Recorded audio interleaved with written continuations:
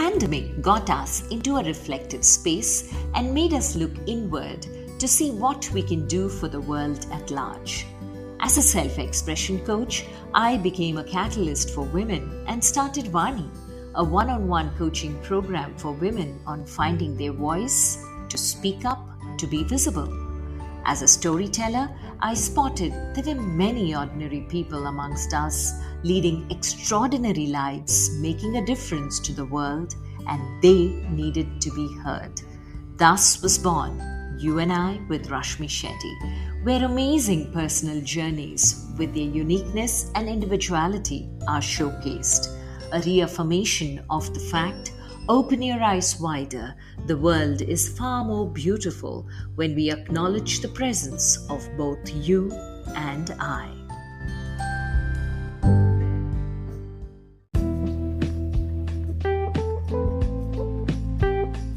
Our guest today is the inspirational Madhura DasGupta Sinha, the founder and CEO of Aspire for Her, a unique startup to motivate women to enter and stay in the workforce. Madhura has been a banker for the last 25 years, holding leadership positions in IDFC, Standard Chartered, and ANZ Grindlays Bank. She completed her MBA from XLRI and Electrical Engineering from the Jadavpur University.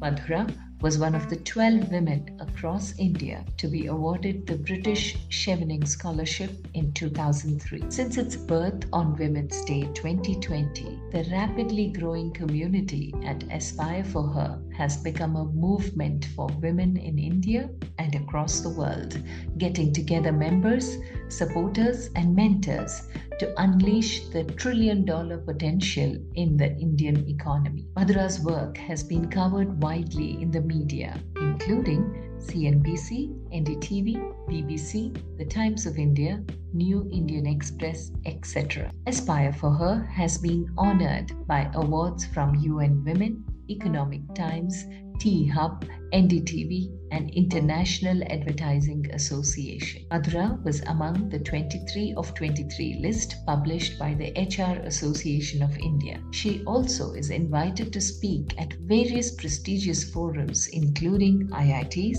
IIMs, Niti Aayog, G20, UN Women, Global FinTech Forum, National Commission of Women, and many acclaimed podcasts. Aspire for Her is proud to be part of the first ever cohort of women founders launched by Google India. Listen in as she shares her journey, her motivational moments, and what keeps her so positive all the time.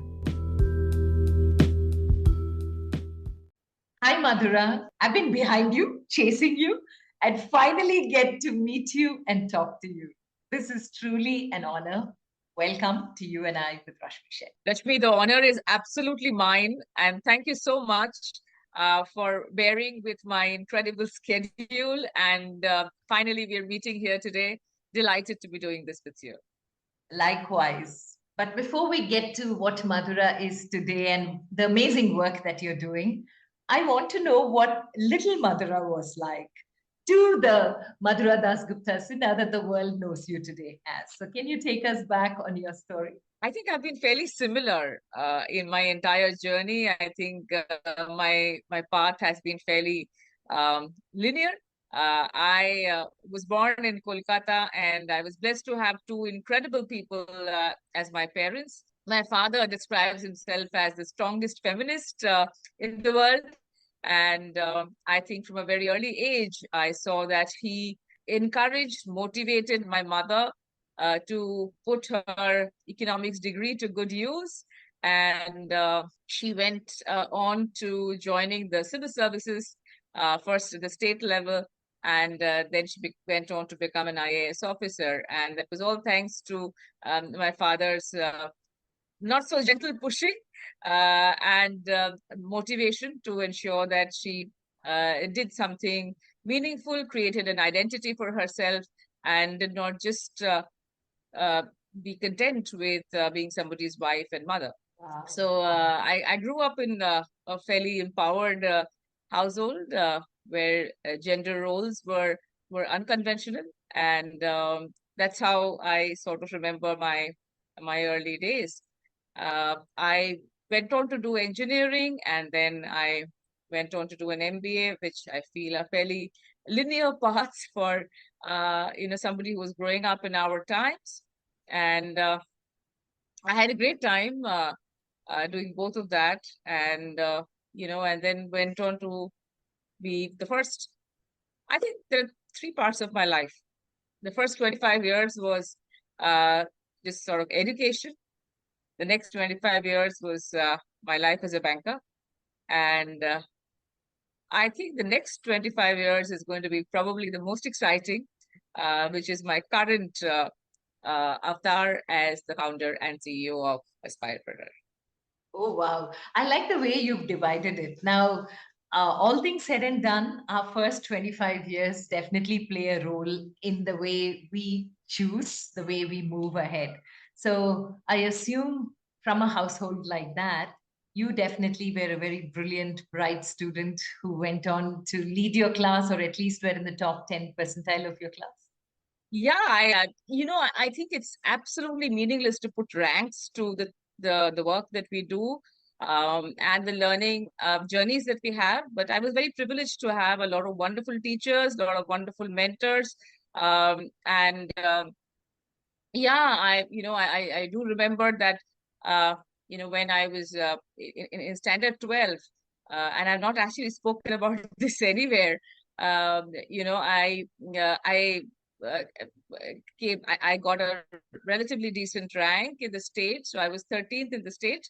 And our school was very well known for producing toppers at a state level. And you know, my husband and I happened to find ourselves in two consecutive positions. There were two people who were 13th, and he was 15th. So it was really really a sort of a quirk of fate. And yeah, so I did uh, land up putting an incredible amount of I think weight behind academic success, um, and it seems very meaningless now, frankly. But those were the times. I think families like ours or societies like ours put a lot of weight on academic success, academic brilliance, and I think it's absolutely meaningless, frankly. Meaningless or not, Madhura, what drove you at that time? Because that was the only thing, or were you an all rounder, good at many other activities at school and colleges? Not really, not really. I think what drove me even early in school was really relationships. Um, I loved having a bunch of friends, and when I moved schools at a young age, I was growing up in a small place called Asansol, which is about 3 hours away from Kolkata, and then as I went into Calcutta, I think the first thing that made me feel very sorry was to leave my friends behind, and slowly I grew a sort of a network in Kolkata as well, and we had a fairly multicultural kind of childhood because my father was in the railway, so we would keep traveling, and we would go to lesser known places. And he decided, when I was in the seventh grade, he decided that he would go to Ghana, a small country in West Africa, to help build their railways. And the Indian Railways was basically sending a project team there, and he was part of that. And my parents took a very unconventional decision to say, our children will go and stay for 3 months, be homeschooled for 3 months, miss their annual exams, and just kind of hang around in a new country, getting to know a new culture and new people. I still remember the letter that they wrote to the principal, and a lot of people were shocked as to how can you get them to miss school for 3 months and homeschooling for 3 months? Are you mad? But my parents were like that, and I'm very very grateful for the kind of exposure that got for us, because it completely changed our worldview when we saw a new country, new continent, and we saw a lot of Europe as well at that point in time. There were very few, I think, families who were blessed as ours, to be able to see a lot of Europe, to be able to see a lot of Africa, and not to mention other parts of Asia as well. So one of the prime, memories that I have of that point is when I was 13 years old, we were coming back, and it was a long journey from Accra, Ghana's capital, to Mumbai at that point in time. And then we had to go back to Kolkata again, where our grandparents were waiting. My parents decided not to accompany us. So it was my sister and I was 13 and my sister was 9. And we came back alone, and we spent 24 hours at Zurich on the way back. And that it was one of the most empowering, I think, trips that we had. And like I said, I had blessed to have very, very unconventional parents who were very bold in many ways. Bold in many ways, and today it has shaped you to take unconventional paths as well. But after the first 25 years, this superb 13th year of your life, which is actually a year, 13 they say is a year when a lot of decisions about how you're going to move forward happens, because you're in your 8th standard at that point of time, a crossroad kind of a section of your life as well. And did your parents inspire you to take up engineering, or just because you were a brilliant student, you just followed the rest and took up science and moved into engineering? No, I didn't really have any passions about engineering or otherwise, but that was the thing that you did at that time. My parents actually had absolutely no say in my taking up engineering, but it was a lot of I wouldn't say peer pressure, but a lot of peer conversations that drove me to it, to say, hey, this seems to be the only way forward, and it seems to be a cool thing to do. And that's the reason why I took up engineering. But it wasn't a very easy journey, and today also I don't think it's a very easy journey. It does take quite a lot of hard work, including writing a bunch of competitive examinations, and then scoring some marks, and then finally finding your way into a good engineering college. Yeah, true.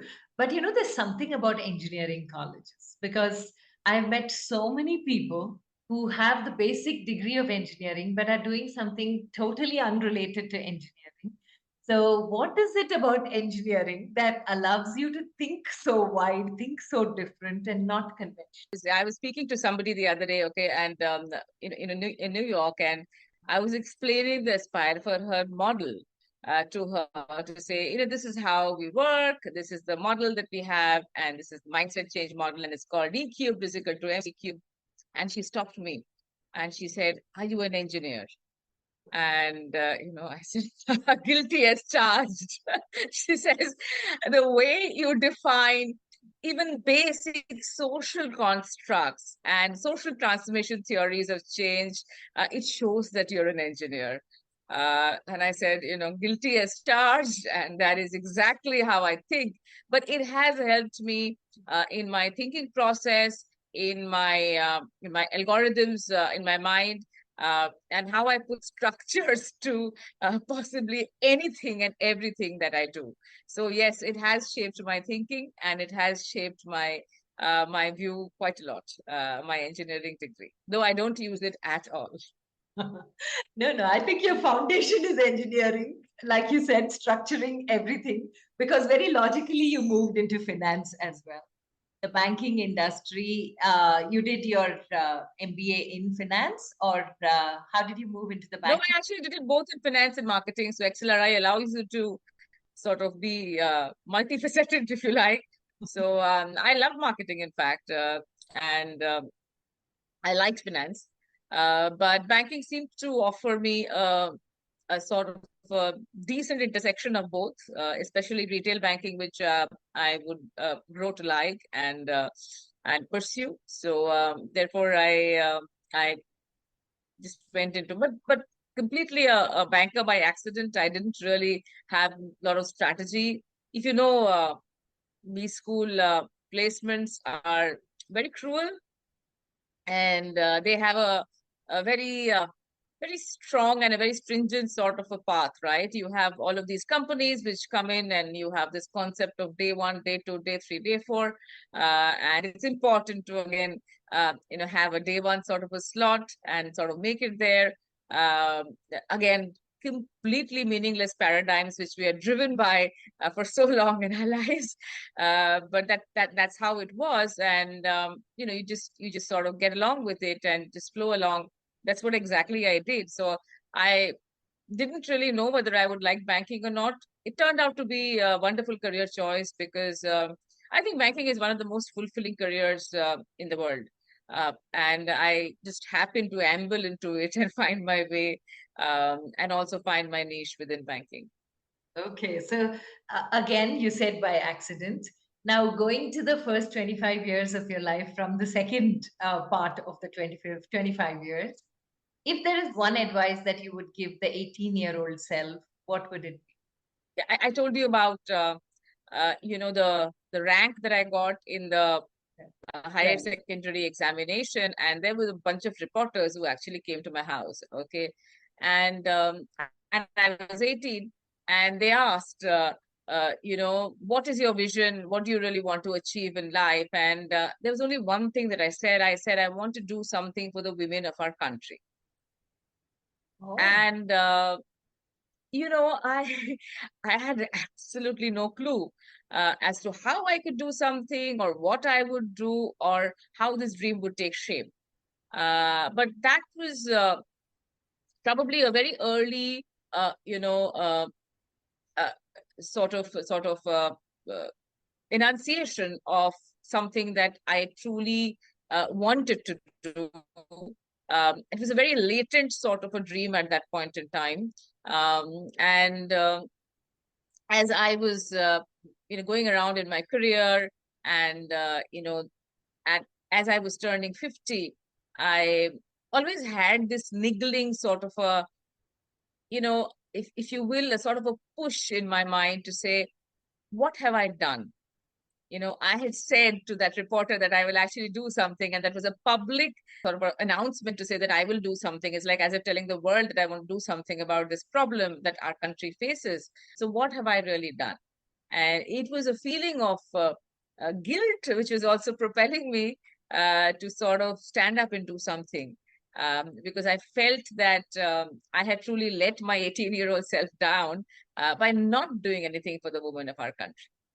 but looking back, Madhura, what prompted you to say that? Were your growing up years where you saw women not being empowered enough, or because you had a mother who was completely on her own, and a household where women are completely uh, encouraged to do what they want to do, aspire whatever they want to have? And what made you feel you saw people outside and saw women not getting their due that you wanted to make a difference? Always. So we would discuss it at home to say, this is a woman who's brilliant, and hasn't really, her potential hasn't really been unleashed, her potential hasn't been leveraged. And my father and my mother would have conversations around these. Also, as I went abroad and I saw many different countries, I saw many women in other countries, whether it was in Europe or in Africa. I saw that women had a certain joie de vivre about them. And what I would see in India, and somehow, it would come back to haunt me multiple times to say that, women were almost being trained to be demure. Women were almost being trained to not have a mind of their own. And that used to bother me a lot.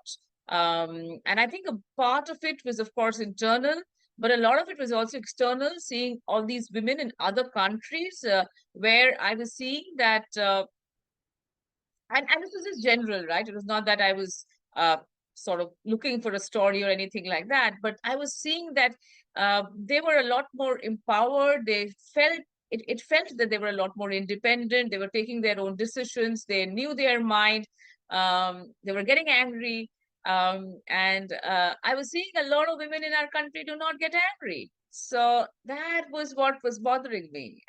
And so that was what I guess, led to many dinner table conversations. But again, as I said, that I did very little about it till I turned 50.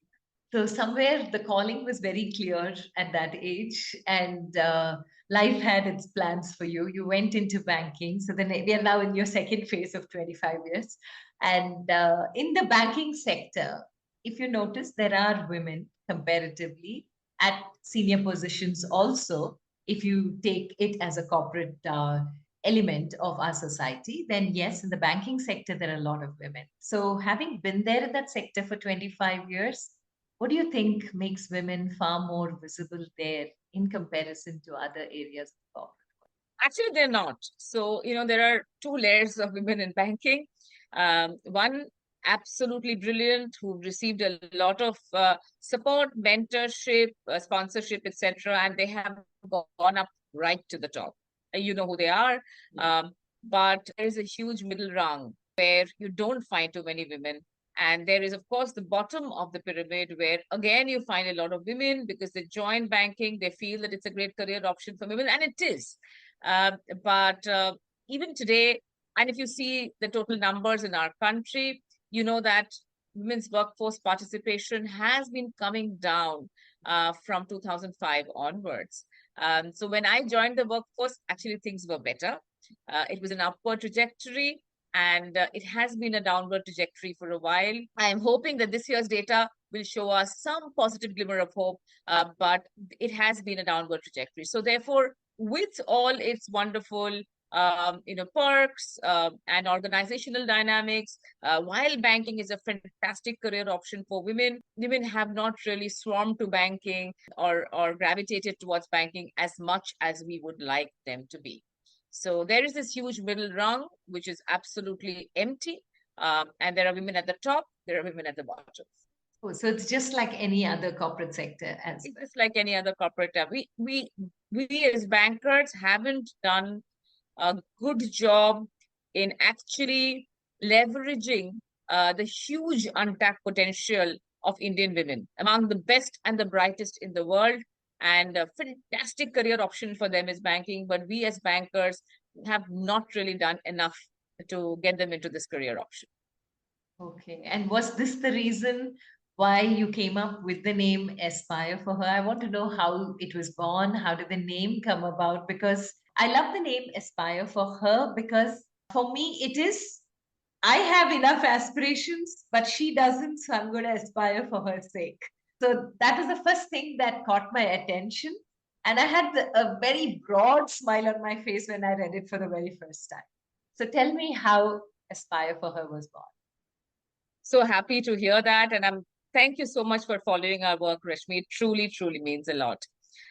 Aspire for Her essentially is for everyone, whether you're a her or a him, to aspire for the other person. It is about women supporting women. It is about men supporting women. And it is about women truly leveraging their potential. And it's very simple.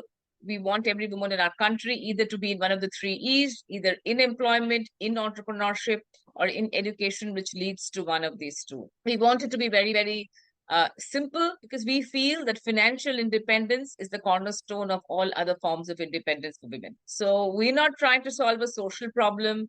We're not trying to make sure that men and women have equal rights, and from a social societal construct. We want women to be economically independent. We want them to have the financial power to do what they want without depending on anyone else. That's it. So it's simple. We like to keep it this way. We don't want to talk about unpaid labor. We do not want to talk about 135 years to get equality. So it's not social, it's not political, it's not anything else. It is just about women being a force in the economy. And we feel this is $1 trillion opportunity for our country, for our country's economy. When you set out on this journey, Madhura, especially when you decided you're going to go ahead with Aspire for Her, your idea was to get women back in the three E's. But how did you put your first steps out there, and how did you look around for support? What exactly did you tell the world around you, and who were there holding your back? Well, I think the first place that I went to was my XLRI girls group.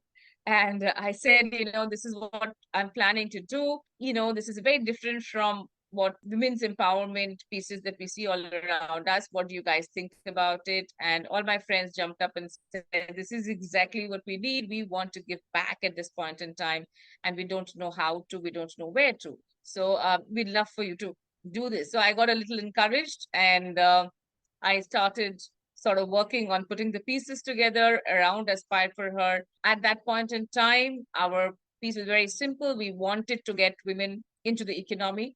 And I didn't really have too much of a clue as to how exactly I would be able to do that. Unfortunately or fortunately, and you will be speaking about COVID, I know. Unfortunately or fortunately, at that time, 8th of March 2020 is when we launched. So I was in Boston at that point in time, and I had just flown in because I wanted to spend the spring break with my daughter. And at that time, the pandemic was just about taking its first steps, and we were wondering what this whole thing is. Is it really even something to worry about?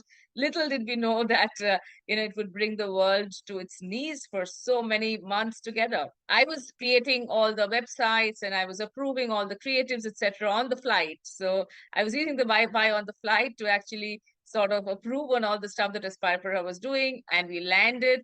And on 8th of March, we launched Aspire for Her, which was a multi-country launch, if you like. So my friends from various different parts of the world, they logged in, and I think it was 6 p.m. India time, and we just launched it. My daughter serendipitously was with me at that point in time. She said, let's sort of put out a little form so that everybody who's interested in joining Aspire for Her also comes and joins the community. And I said, that's a great idea. And she did that. She put out that form. And the next day at breakfast, she says, you know what, we've got only 10 people who have logged in and who joined in, and they all seem to be my friends. I said, thank you. Please say thank you to your friends. And a lot of her friends actually came, and over the next few days, we realized that a lot of her friends, people around her age, were going through a very difficult time because their colleges were shutting down, their exams were getting cancelled, all their plans were getting postponed, and they were in a very, very sort of a ambiguous and a sort of a very difficult juncture in their lives. And a lot of them then said, hey, we want to help you. We want to help you build Aspire for Her. So the first team of Aspire for Her that I had was my daughter and her friends. So in fact, the head of content was one of our friends called Anusha Subramaniam. Anusha was one of the youngest authors of India. She wrote her first book when she was 12. And we had a bunch of our other friends who were heading the different departments, and the girls felt very good, and that they were all getting important portfolios at Aspire for Her, and they did an absolutely brilliant job for the first few months.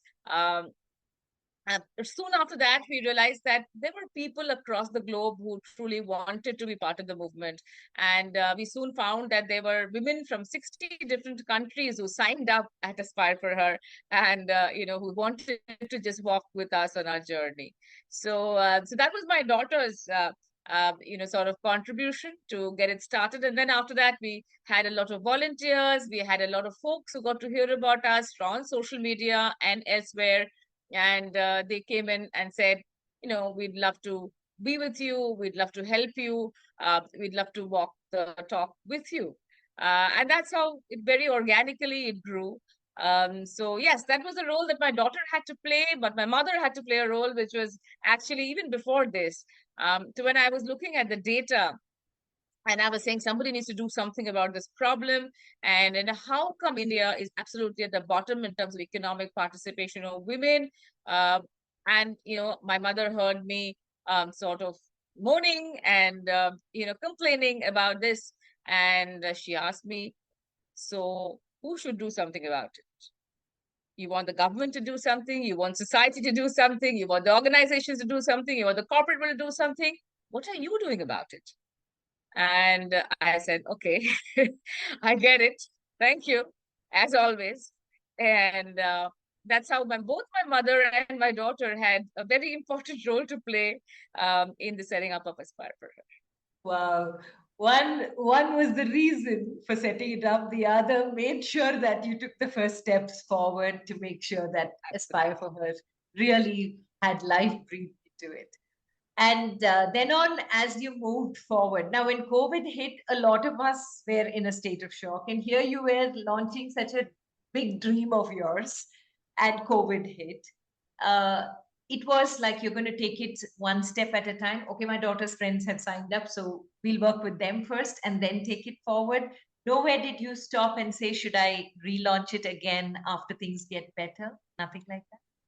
No, no, I never had that. I never had that feeling because I felt COVID was a boon to us because all of these youngsters who were sort of feeling a lot of pain, feeling a lot of anxiety at that point in time, they decided that they wanted to convert their pain into purpose. And, we would have never got their bandwidth, their undivided time and attention had it not been for COVID, because they would have been busy doing 10,000 other things with their lives. And here they were holed up at home, not able to even complete classes, not knowing what's going to happen next in terms of examinations and semester starting or not starting. Many of them were taking a gap year because they realized that, it was just so uncertain. The world was so uncertain. So that's how I actually got a lot of brilliant minds to work with us and to sort of design the first few steps of Aspire for Her. And that's the reason why I think COVID turned out to be very interesting for us. And it turned out to be a boon. We had never foreseen that boon, but it did turn out to be a boon for us in many different ways. Wow. Madhura, I really believe in the power of positivity. And I believe optimism is something that helps you see a bigger picture than what is visible immediately. And it's very clear you are exactly the epitome of both optimism and positivity to just see how to take it forward rather than take a step back. Now you moved, these youngsters came in, everything just fit in like a team. And as you moved further, once things started slowly getting back to normal, how did Aspire for Her grow? And what exactly was the journey? The three E's, how did they come into play? Like I said, I'm notorious for models and structures. So we do have a mindset change model, which we sort of came up with. And, that's stolen from a much more famous formula. It's called E cubed is equal to MC cubed. E cubed, do you know what it stands for? The three E's of employment, entrepreneurship, and education, which leads to one of these two. And M, C, C, and C are the four critical success factors. And we have not wavered from this model from day one of our existence. M is for mentors and role models. And, we have more than 250 women leaders who walk with us on this journey, who do one-to-one and one-to-many mentorships at Aspire for Her, because 4 out of 5 girls in India have no successful, relatable, professional woman role model in their immediate network. The next pillar is C, and we call it courses, cohorts, and learning. Here we work on skilling, upskilling, and reskilling women for the jobs of tomorrow's India. And whether it's Amazon or Google or LinkedIn or IBM, etc., we have partners like this who are brilliant in their own vision of wanting to attract more diversity to the talent pools. And we've been very fortunate in getting their support in this. The third pillar is what we call career previews and resources. That's another C. And this is where we celebrate women and their careers. So if you see our social media, every day we have a celebratory story of either a woman leader or a woman who's undertaken some kind of a perilous journey or has overcome many challenges and adversities to actually get to her career. All our success stories are about women and their careers because we are very, very focused on the economic participation of women. And the last C is community. And you know that our community motivates each other, elevates each other, and also tries to find solutions creatively and collectively. We today have 16 communities. We have about 250,000 members, mentors, and supporters at Aspire for Her. And these 16 communities are unique in their own different ways. So we work on a particular agenda with each community. It could be around women in technology, and that's with Amazon and Google and IBM. It could be around women returning to the workforce. And, we have more than 25,000 women who are wanting to return to the workforce, and we're working with multiple organizations to make that happen. So the model that we have sort of created has been welcomed not only by our members, but also by the corporate and the institutional world. And that's what we love about the journey of Aspire for Her, because we know that it's kind of universal. It has an appeal not only for the members who are part of the community and who want to get back into the workforce or get into the workforce, but also for the corporates who are desperate for diversity and who want to welcome more women into the workforce. So it's a sort of a beautiful flywheel that we see emerging every day, and that motivates us, that energizes us every day. That's so true, because we are talking diversity and inclusion, but when we exclude allies from our journey and community, it doesn't meet its purpose. So, how important are the allies for you, especially in Aspire for Her? Because the more diverse the mentors, the more inputs that you have are richer. So, how did you collect your mentors? How did you bring them on? And were they willing allies to the community that you have? So when we say allies, we actually mean men and folks Yeah. who identify as men as part of our community. We have some wonderful male allies who have been with us, and we would not have been able to do what we have done without their support. That includes people like the very young gentleman who actually was part of our Not Alone community, and he decided that every day at 9 p.m. he would actually sit down and ensure that all the members of our Not Alone community were given adequate resources around finding jobs, finding employment, finding entrepreneurship opportunities, and just helping them out. So this is, we had a set of wonderful male allies, and I'm just giving one example here, who did so many things like this. Or like, the elderly ex-CEO of an organization who decided that, I will just come in and pick up the educational costs of this young woman who was not even able to finish her school because her father had left the family in huge debt, as he had passed away due to COVID. So many of these male allies who came to us at Aspire for Her, and they continue to walk with us in this journey, have been absolutely invaluable, in their support and in also motivating us to do something more. But coming back to your question on mentors and how did the mentors come about in Aspire for Her, as I said, the first time when I talked about it in my XLRI girls group, a lot of mentors came in from there. They put their hand up and said, hey, we'd love to be part of this movement. And they were.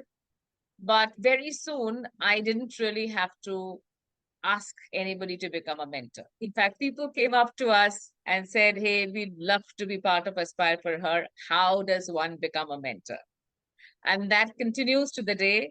I have a lot of folks who come to me and sort of ask me as to how I can contribute, how they can become a mentor, and how they can become a part of Aspire for Her. And it is my pride and privilege to be able to show them the various paths in which they could contribute. Not everyone becomes a mentor, but a lot of them do. They play stellar roles in Aspire for Her, doing various things. So, some of them can, pick up a particular track and completely choose to lead it. Some of them can actually launch a new community and choose to build the community with us. Some of them come in and help us with various critical factors which we perhaps can't always put our arms around. So they help us with strategic matters. They helped us with functional expertise. And I think it's just too many ways to recount. So the kind of support that we've got from the mentor community and the male allies has been absolutely outstanding. And I am truly, truly grateful for all of them being part of our journey. Yeah, I'm having goosebumps and tears, Madhura, listening to this, because now for a second, if you pause and meet your 18-year-old self who publicly declared that she's going to do something for women, what is it that you think your 18-year-old self is going to tell you? Miles to go before you sleep. See, I don't think we've even scratched the surface of the problem that we're trying to solve. It's a huge problem. It's a wicked problem. It's got multiple elements, and the solutions are not easy. Have we found all the solutions? Absolutely not. Have we tried to sort of, put our arms around the problem? Absolutely, yes. But there is a long way to go. We will only rest, and we have an incredibly motivated, incredibly passionate team at Aspire for Her. We will only rest when we see the trajectory of women in the workforce going up, and after we add 1 million women to the workforce.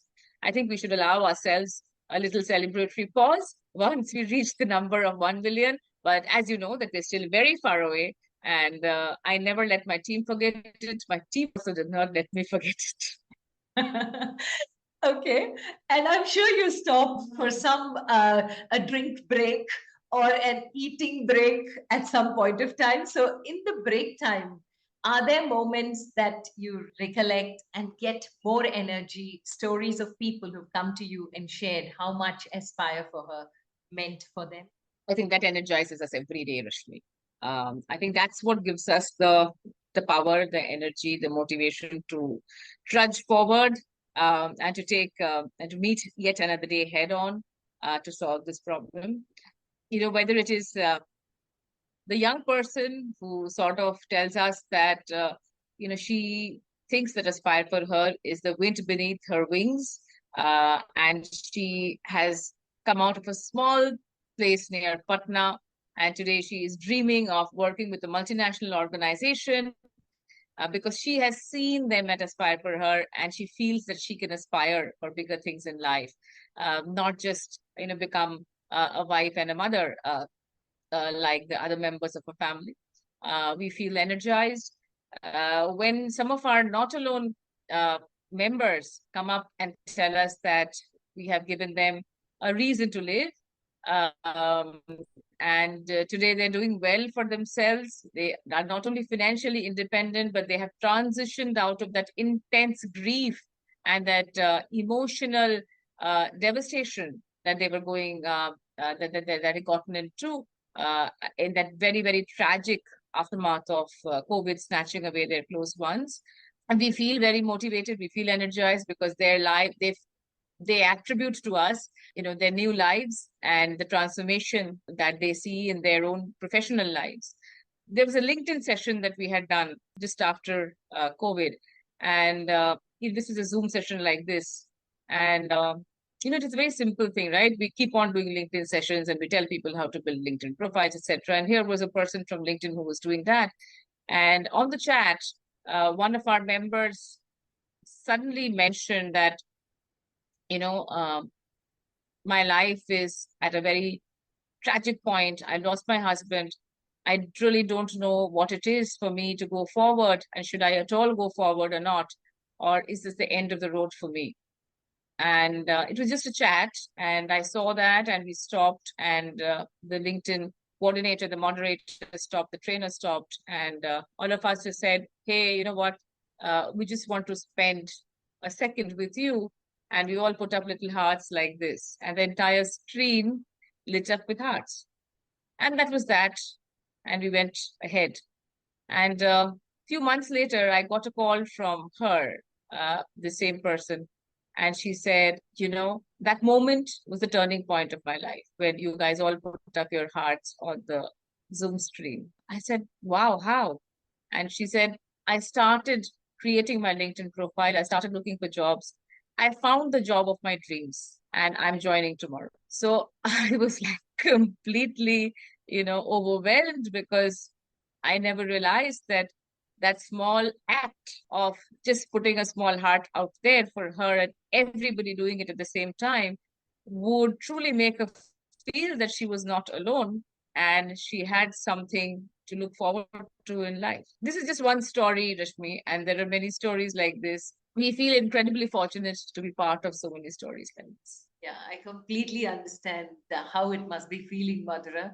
Here, I would like you to take a pause and tell us about the pandemic. Yes, Aspire for Her was born, and thrived in the pandemic. But personally, for you, what are some of the reflections when you look back? What is it that you take from the pandemic? Obviously, like everybody else, it's completely unexpected. But after the pandemic hit, one of the strongest reactions that I had, and that it was a very personal moment of reflection for me, was when I was trying to put together a WhatsApp message for the family of one of my friends, my classmates, who had lost his life due to COVID. And I was talking to the wife. This was after a few days after he passed away. And, we were all, as classmates, trying to put together a corpus for the child's education. He didn't leave too much of savings, and we felt that it would be only, a worthwhile thing for us to do. And I called the wife and I said, hey, I'm just composing a WhatsApp message. Can you please tell me your bank account number? It was a very transactional conversation. And she stopped for a bit and said, you know what? I don't know if I have a bank account or not. These are people like you and me. I was absolutely jolted. I realized that there are many women like her in our country who are absolutely oblivious to any financial matters, whether the husband has passed away, whether they have savings, whether they have investments, whether they have enough money to have the next meal, whether they have a huge credit card debt, or whether they have a huge loan hanging on their heads, whether the house belongs to them or not. They have absolutely no clue. And this was a moment of truth for me, because at that point in time, I decided we have to build a community to ensure that these women who have been left behind in COVID are also made financially independent. We cannot talk of financial independence of women if we do not take these women into our stride. And that's how Not Alone was born. That was one of our communities. It was born exactly 2 years ago after the brutal second wave. And after I had this conversation, which truly made me rethink on a lot of things in life. And our Not Alone community went on to welcoming a lot of women who had lost their primary breadwinners. And I'm very happy to tell you that all of them, Rashmi, all of them today are financially independent. That's absolutely powerful. How did you do that? You just gave them inputs on what they should do? Because LIC claims that there are so many unclaimed claims there in LIC itself, because the next of kin don't even know that the breadwinner had a policy that they were paying premium. Exactly. I mean, insurance is just one part of the story, and many insurance companies also refuse to pay the claims because, and they, in fact, in some cases, they also sued the claimants, saying that, oh, this is not covered, and the claimants, not knowing, the nitty-gritties of the financial world, did not even have the ability to sort of fight back. In many cases, the insurance premium was paid after the person passed away, because the women did not know that you actually get money from the insurance company after the person passes away, and decide. I mean, that is the level of financial illiteracy in our country, especially among women. Also among men, in fact, I have to say that. So after we started the Not Alone community, we actually used the same principles of E cube is equal to MC cube. So we used our mentors in a very different way. Our mentors were not just mentors, they were anchors.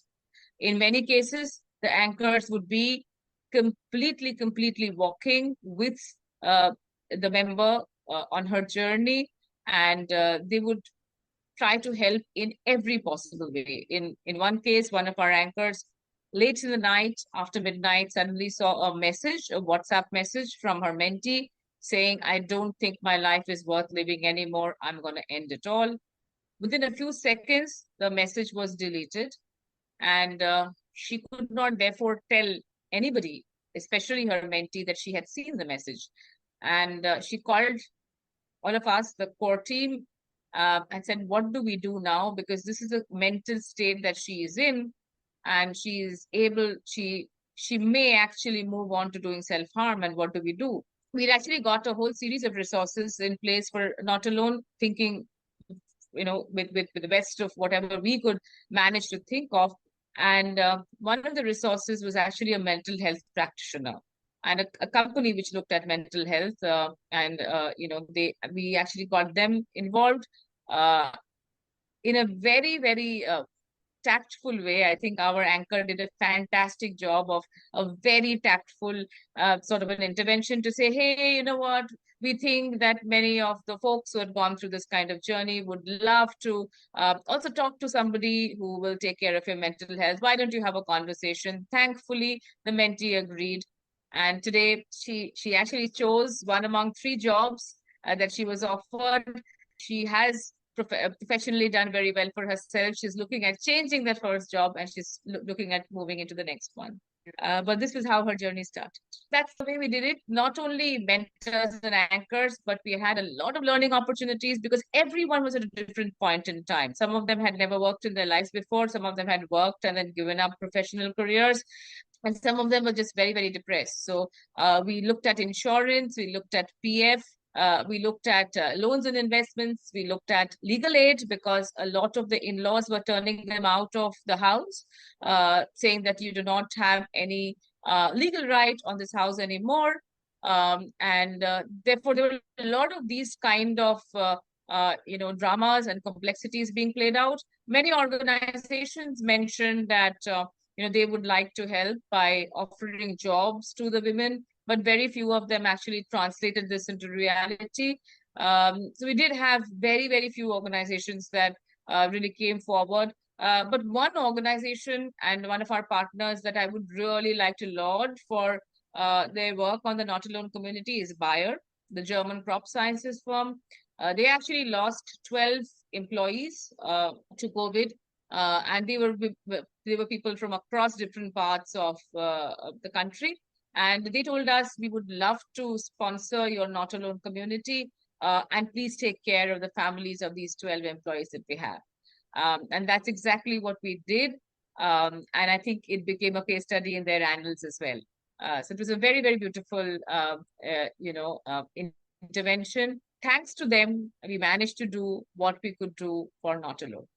That the purity of intent was absolutely pure, and the supreme force has been with you, giving you all the support from all the right quarters at the right time to just lift you and aspire for her and the entire team to do the meaningful work that you're doing. Life lessons are plenty, I'm sure, from all the experiences that you're sharing. But if there are 3 life lessons that you would like to leave us with, what would the 3 be? Actually, only 3 words I'll leave you with. And the 3 words are aspire for her. Thank you. The ones who actually work speak very less. The work speaks for them. Humility is an integral part of people who are absolutely secure, and you are one of those. Honored to have had you on You and I with Rashmi Shetty.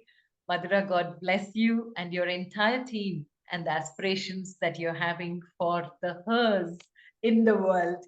We will aspire for her for sure, and we are there to support you in any which way that you seek. Thank you so much. Thank you so much, Rashmi. Thank you. Thank you for having me. Thank you. Great honor. Thank you so much. Bye-bye.